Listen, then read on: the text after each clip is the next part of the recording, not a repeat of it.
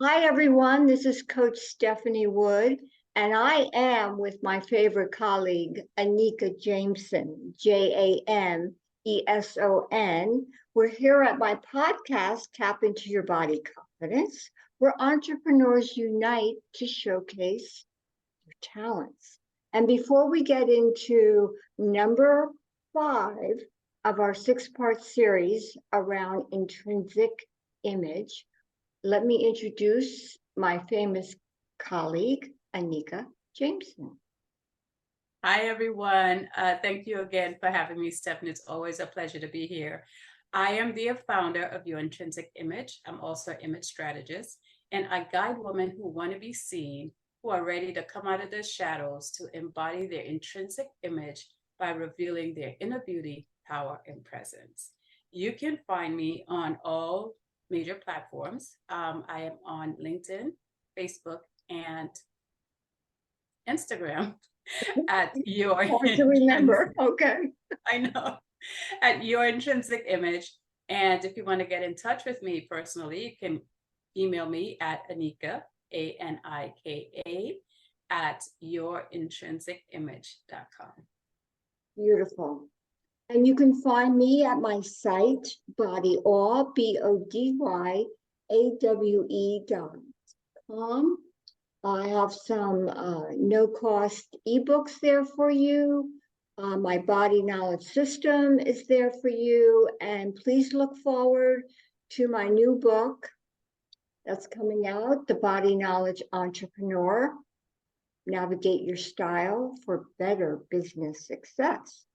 So with that said, Anika and I have been graciously giving you a 6-part series, and number 5, which is today, is about embracing your vulnerability. That's a mouthful. Mm-hmm. It's a So fancy word, but it's really simple. I find that sometimes challenging for myself. Mm-hmm. But you go first. What do you take away from embracing your vulnerability? Well, part of embracing your vulnerability, I know I just had a tongue twister, is the purpose of it is opening up so we can connect to others, right? And most of us tend to have a guard up, right? Because we're in defense mode. We want to protect our hearts, we want to protect our feelings. So we only reveal just enough where we're still safe, right? And being vulnerable kind of exposes you, right? So it may be unpleasant for someone else if they see it. And so we feel like if we do that, it's a negative thing, right? Like someone is going to judge us, then we open up ourselves for hurt, but it can actually be a good thing. I find it to be, it's almost like revealing a secret. Yes, it is. And when you do reveal the secret, you take a risk because Mm-hmm. the connection with the other entity might look at you like you're nuts or whatever. But I think for us, revealing and embracing it, uh, it makes us feel good. I mean, nothing bad happens, does it? No, no. So I'll give you an example. I don't know if you recall, Stephanie, a couple of weeks ago, we had a vulnerable moment, right? Yes, we did. I woke up and I had something that I was dealing with, and I felt like I needed to share it with Stephanie. And I was a little bit concerned about how she would receive it because it was very packed. And we ended up having such a great conversation that both of us walked away being empowered. And I think as a result of it, we have a better relationship, a better understanding. So sometimes vulnerability could actually be the best thing for you because in you opening up, it allows that other person to open up.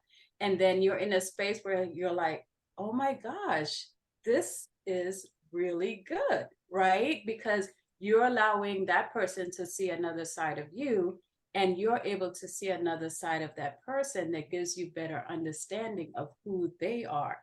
And then as a result of that, it allows you to have a better relationship. Well, I believe that trust has a big impact. The Yes. trusting of yourself and the other person at the same time. I had another experience with a coach, an intuitive coach that I just wanted to do some work with. And because she's intuitive, she asked me very personal questions to get to the core of the challenge that I was experiencing. And you know, once you start the ball rolling, you can't stop. Yeah. Let it all out. Exactly. And again, I'm Go still ahead. here. I'm still here. Nothing bad happened. And The I'm sure energy you felt was better. beautiful. So what do you think prevents us? I know you said a little bit in the beginning of our conversation. What prevents us from sharing those secrets? I think it's because we're scared of being judged. We feel like if we allow ourselves to open up, that someone may judge us, may think we're too soft, we're too sensitive, or we may have the adverse reaction where we are being too harsh or too direct, right? And so anyway, it's a form of judgment, and we feel like we'll be seen in a negative light, whatever that preconceived notion that we may have about what someone else may think. And so if we can take away that judgment from ourselves about being seen in a negative light and see it as something positive, and even if the person cannot accept your vulnerability, like we've talked about before, that's okay. Because you being vulnerable is really not for them, it's for you. Because the opening up and the releasing of how you're feeling makes you feel better. Yes, and I had another experience this morning. I had to go to my medical clinic to get a blood test. And the woman behind the nurse said, you're going to have to wait 4 hours. Wow. And you know, you're not supposed to eat for some blood tests. Well, I love to eat, Anika. So if you tell me I can't eat, right. You know, I was ready to maybe wait an hour. So I think I came away from showing her my honesty about what I was really feeling as being bitchy. Can we say that? I thought I hurt her. I thought I was too, not aggressive is not the word. I just showed her what was really going on for me. I needed to take the test within at least a half hour, or else I was going to faint. Unless you had food or something with you. Right. And what do you think the look on her face was? I'm sure she appreciated your honesty. She did not? Oh, okay. You know, when you're woman to woman, you know those looks. She didn't want anything to do with me. Oh, that's unfortunate. So how did you respond? I stood there. A line was starting to develop behind me. And another nurse jumped in to my rescue. End of story, happy ending. So it still worked out. That's the positive side of it. It may not Yeah, but I had to take a little bit of abuse.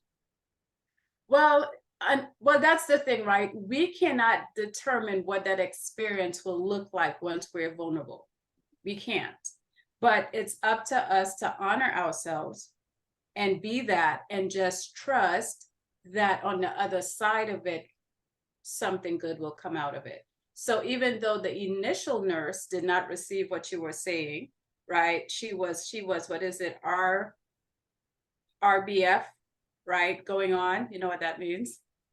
No, but I don't need any more of it, please. Right. but you had another nurse that came in and jumped into your rescue and it all worked out, right? So the reception may not come directly from the person it's intended to. Oh, Yeah. But it can come from someone that's supporting. So in this case, it came from a support, not directly from her. Right? so we have a few messages going on here. We gave wonderful examples. What would be at least one thing for people to remember from our podcast? About being vulnerable. Yes, what rings for you true to be remembered? What rings true for me is really allowing us to connect with others, right? And if we want to change the way that we connect with others, we have to do something different. And insanity is keep doing the same thing, expecting a different result, right? So if in the past, vulnerability has not been one of your things, maybe you should try being vulnerable and see how that actually works out. And it can actually end up being a good thing for you. And trust it. I would add on, thank you, Yes. that's beautifully said, to trust it. And I think also an outcome of doing this process is life will surprise you. Yes. And isn't that exciting? It is, because you're trusting how you're being led, and you're trusting that support for how you're being led is on the other side of it. Right? So it's trust on both ends. It's trust in yourself and what you're doing, and it's trust in life on the other side supporting that decision. Love it. And where can people find you, Miss Jameson? All right, you can find me on LinkedIn, Instagram, and Facebook at Your Intrinsic Image. And if you would like to get in touch with me directly, you can email me at Anika, Anika, at yourintrinsicimage.com. And you could catch my energy at Body Awe, BODYAWE, like an awesome.com. And we'll see you for part 6 very soon. Thank Yes, you. thank you.